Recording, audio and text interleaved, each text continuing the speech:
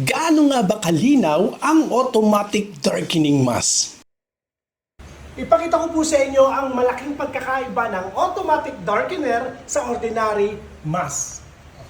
Mas maganda ipagkumpara natin, meron tayong automatic darkening tsaka yung ordinary mask. Pasilipin ko kayo kung ano yung makikita natin sa ordinaryong ginagamit po nating mask. Ayan, medyo madilim ano ho.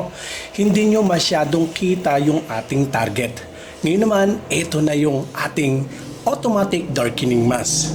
Tingnan nyo po ang napakalaking pagkakaiba.